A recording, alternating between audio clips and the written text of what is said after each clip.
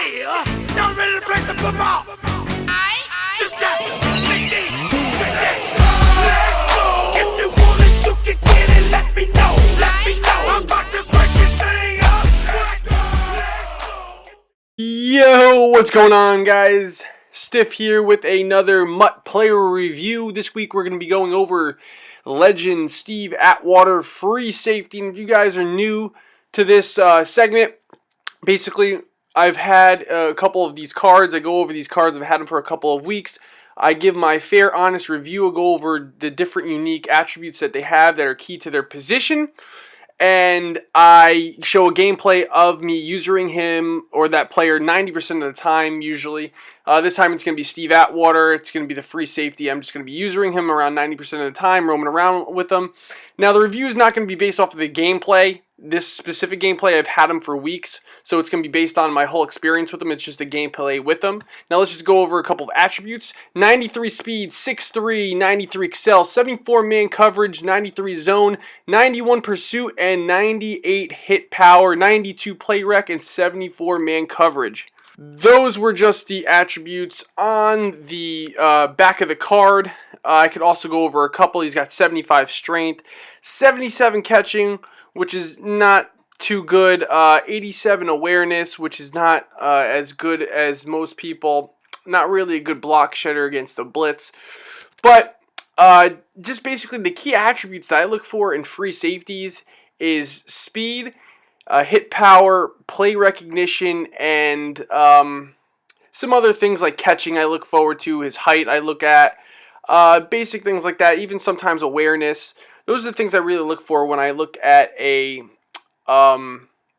free safety. Oh, and the biggest one for free safety and strong, but anyone that you really want to use her in the field is agility. Steve Atwater's got 90 agility, which really is not the best agility as I just whiff on a hit stick with Atwater. But anyway, the agility is probably the biggest thing if you're really going to want to use her. He's got 90, which is decent. I remember having Earl Thomas, that playoff road edition, and he was like 96 agility, and you could just lurk with him. But anyway, my weeks with Atwater, I still have him on the team. He's really not bad. He's caused a lot of fumbles. He's definitely jumped a lot of routes. Sometimes he misses routes. With his 6'3" ability, he can get there. He can swat the ball. You won't get teabagged as much. He's also got 94 jumping, so that's a pretty high jump for, a free safety of that sort. You still will get teabagged from time to time. I mean, it's really hard not to get teabagged in this game. You can have a 6'6" defender or cornerback and still get face catched or whatever. But having a tall cornerback does help. As you can see right there, we just used it with Atwater. We got the tackling down. He is a tackle machine. Like I said before, he's got 98 hit power, and that's really the main reason why I got him. Is just before when people, like to run heavy on me, I could, pop him a couple times with Atwater, get the fumbles, which he does cause from time to time.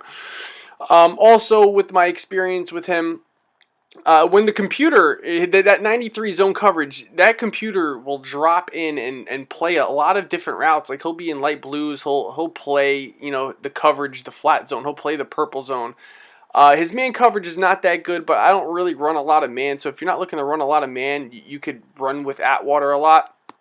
Also, what I noticed when I'm playing a lot of cover 3 or whenever he's in like a deep blue of that sort, he doesn't get beat. There are some safeties like Cam Chancellor that I have as my strong safety. Sometimes he'll get beat. They'll throw a streak in the slot receiver, and sometimes he'll just get beat and he'll be in a deep blue. And I really don't like that. Or if I'm manning him up and someone's going on a streak, he will normally keep up. He's got 93 speed. There's not really a lot of wide receivers faster than, 94, 95 range. So that was also another big plus about Atwater. On the downside, his price. He's like 550k coins. That's a lot. I actually paid 600k for him going with the collectibles. So he's not really a lot. He's not going to be really in someone's budget.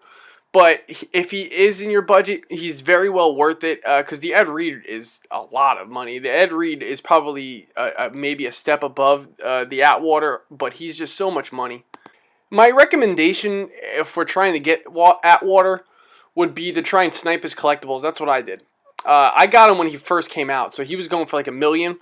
But I was sniping those collectibles for like 100K each. I only paid like 200K for like the last collectible, and I really wanted them. That's why I did that.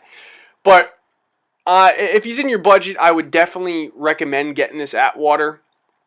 Very tough card. He's definitely great in run support, and he can play coverage as well as we make our opponent quit, as you'll notice. So he's going to end up quitting the game. We're going to end up getting W on that part of the game. And just to go over a final verdict for Steve Atwater, do some pros and cons. He's 6'3", 93 speed, 98 hit power, plays 93 zone, which is very good. 92 play recognitions, which means he will jump some routes. Cons, he's a lot of coin, 550 on average. Low awareness at 87, 93 stamina, which seems high, but if they're running a lot of hurry up, he will get replaced by your other free safety that you have there. And he's also only got 85 tackles. So sometimes running backs and wide receivers, well, not really wide receivers, but running backs will break some tackles off of him unless you really get the hit stick on him. So anyway, with all that consideration, my final number I'm going to give Steve Atwater is a 9.4. Top 3 safety in the game right now, so you might as well just go and get him if you can snipe those collectibles. Make sure you guys like, comment, subscribe, and until next time, guys, adio.